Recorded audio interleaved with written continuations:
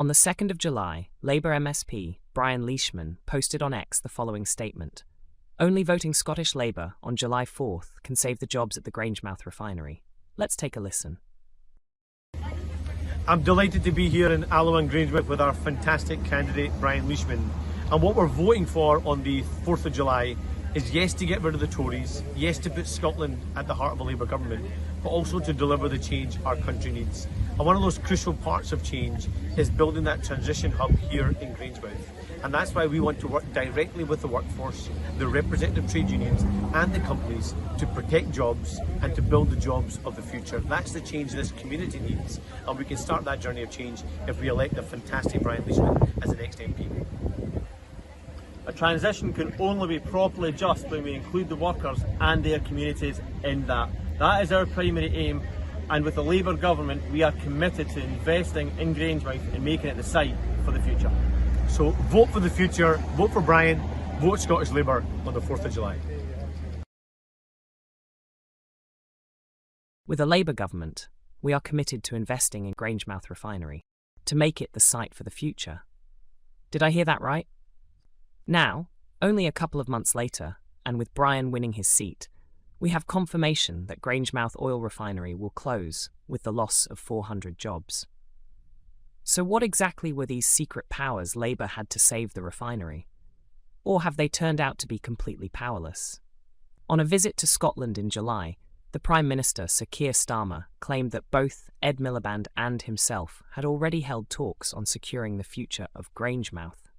During his visit to Edinburgh, alongside Scottish Labour leader Anas Sarwar, Sir Keir told journalists that preserving jobs at Grangemouth is a real priority for him as Prime Minister. He said, "I'm very concerned about the situation at Grangemouth. I am now Prime Minister, and it's my duty to do what I can to ensure that jobs are preserved and that the future is as good as I'm sure it can be. I won't go into the details, but it is a real priority for me." Well, those details certainly seem to be thin on the ground. Sir Keir added, "I had a detailed conversation with Ed Miliband this morning, who is really quickly pulling people together on this issue, as well as getting cracking with delivering GB energy. He's on it, and it was our first conversation this morning." He also said securing the future of Grangemouth refinery will be one of the first tangible changes Scots will see from his new Labour government. And we now know that Grangemouth will close. No deals, no rescue packages, nothing. So was Scotland lied to? Are these the types of changes Scots voted for? Starmer has reiterated his commitment to job preservation, yet many Scots see this as part of a larger issue, Scotland's limited influence over its own resources. Despite reassurances, the closure seems set to proceed, with no clear alternative in sight. This isn't just about one refinery closing. It symbolises Scotland's dwindling control over its own resources. Even though the country remains a major oil producer, it will soon have no refineries and will need to rely on imports. Meanwhile, England will continue operating multiple refineries. This raises significant concerns about Scotland's sovereignty and how it manages its energy sector.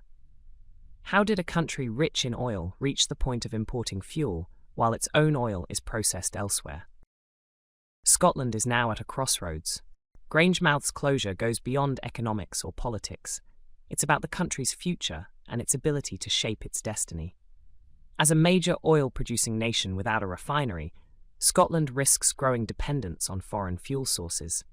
Now is the time for Scots to demand more from their leaders and push for greater control over the country's energy resources. If action isn't taken soon, the loss won't only be in jobs or economic power, it will be the very resources that make Scotland a prosperous nation. What do you think? Is this a deliberate action by Westminster to weaken Scotland's power? Or are Westminster right not to demand a rescue package for Grangemouth? Let us know in the comments. Stay informed, stay engaged, and make sure that your voice is heard.